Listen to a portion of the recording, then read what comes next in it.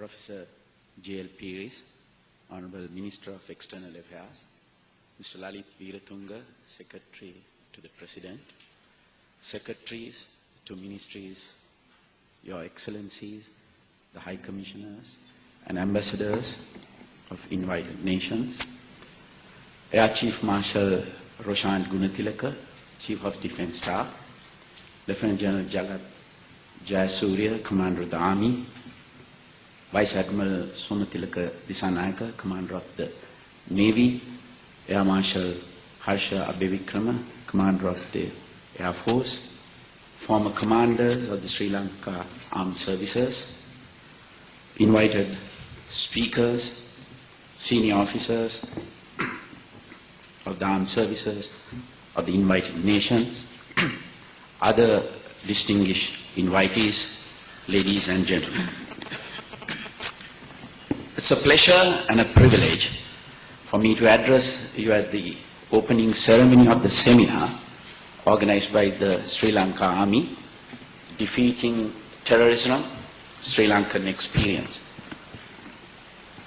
In fact, this seminar was given an opportunity for the whole world to in fact question them on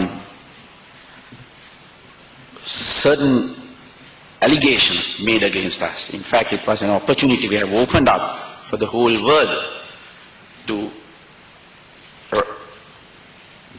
learning the experiences from us, at the same time questioning us on these allegations. That's why we have opened up and we have invited all the nations. I think we have invited many nations to attend this seminar. On behalf of the government of Sri Lanka, I am particularly proud to welcome our distinguished foreign delegates and other invited guests. Sri Lanka's experience in overcoming terrorism is the theme of this seminar over the next few days. You will meet many of the field commanders involved in the operations who will be able to discuss the tactics used to achieve this victory. At a time when so many countries the world over are facing the problems posed by domestic and international terrorism, we believe that sharing the lessons learned from the Sri Lanka experience in combating terrorist tactics, providing humanitarian assistance during and after the operations, and dealing with political and international factors is important.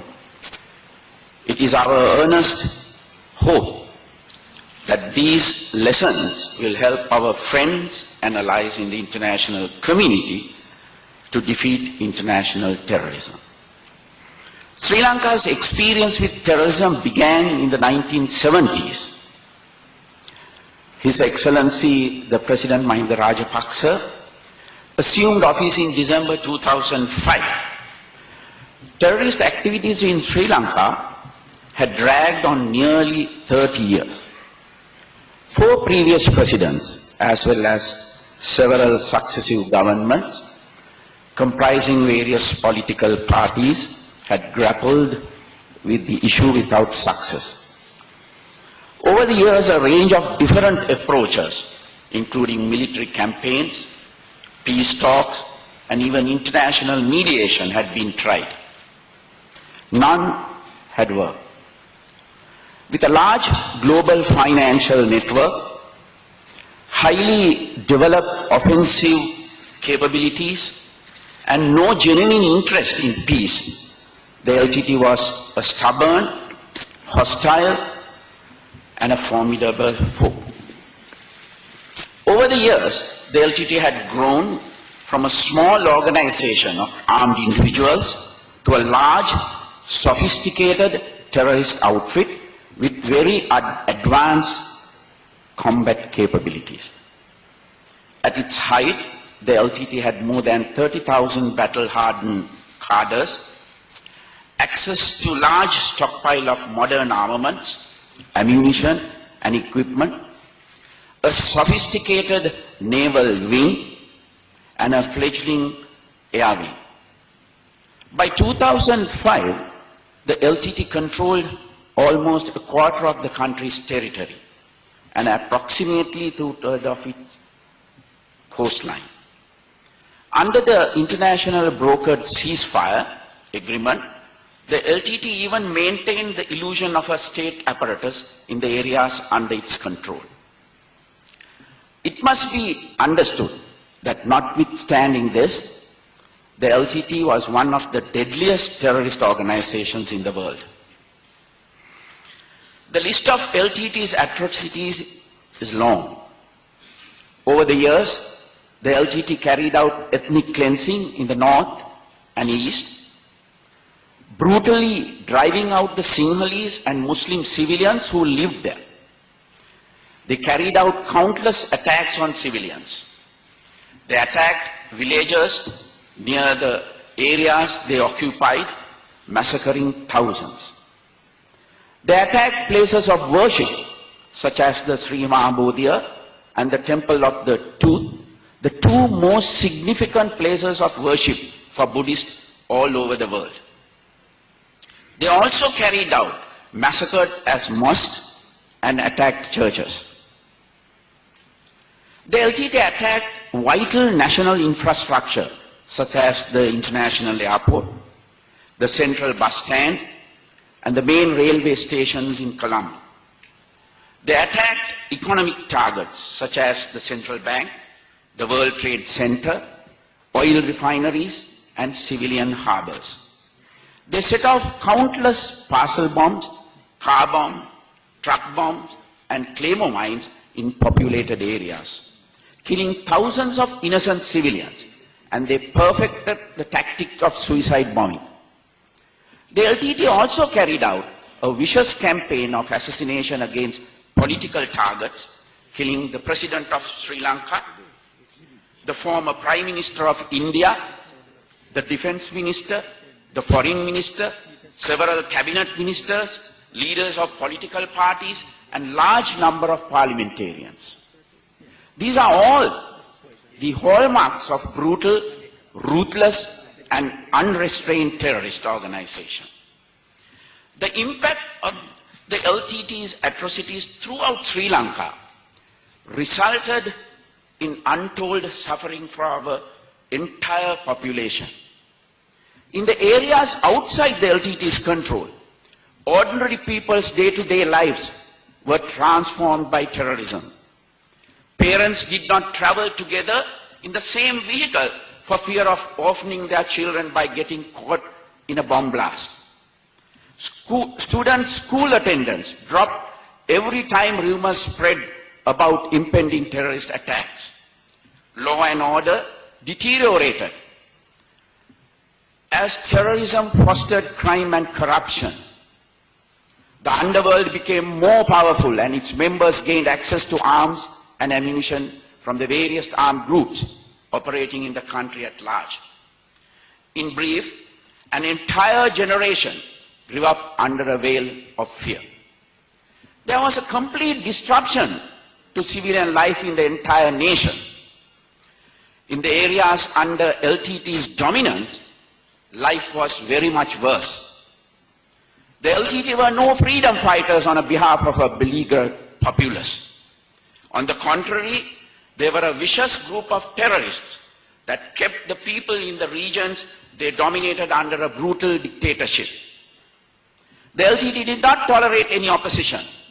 The LTT assassinated the leaders of the other armed groups in these areas and wiped out any group members who refused to support its cause. The LTT also assassinated moderate, democratic leaders and influential public intellectuals in the Tamil community and kept the people under the dominance trapped in a state of fear.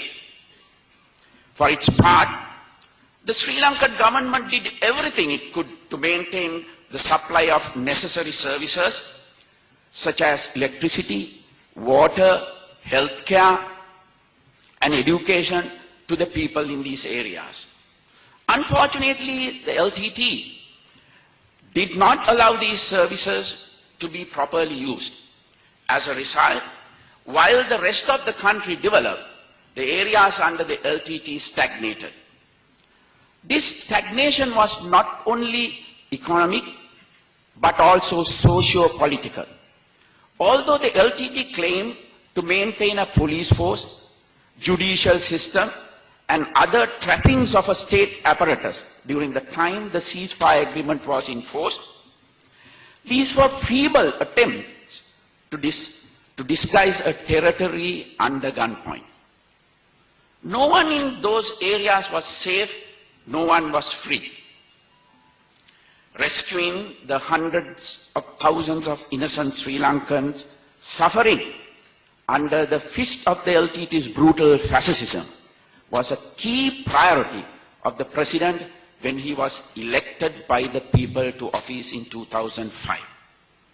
He was given a very clear mandate by the people to solve the terrorist problem once and for all and win an honorable peace for Sri Lanka.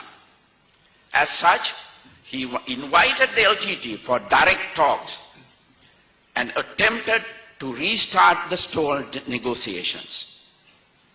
Typically, the LTT responded by intensifying their campaign of provocation.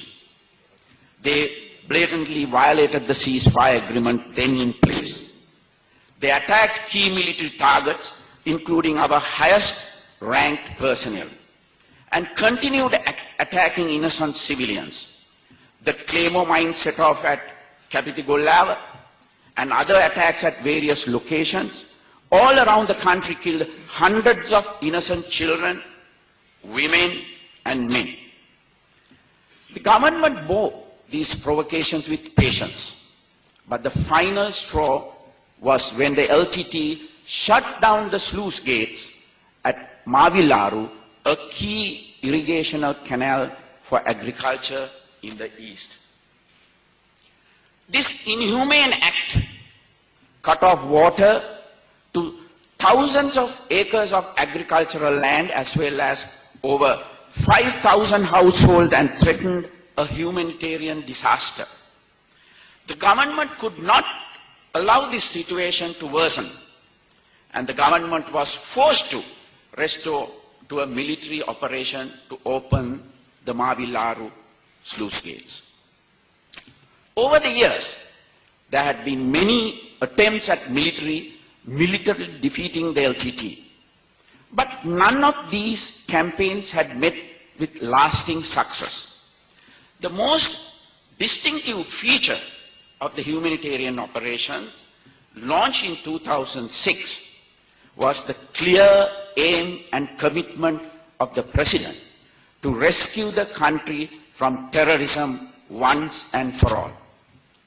Having a clear, unambiguous aim is absolutely vital, as no successful operation can be launched if any doubt lingers in the minds of the personnel entrusted to achieve it. In the past, the military had pushed forward with great success on many occasions, only to be prevented from consolidating these successes to a permanent victory due to external factors.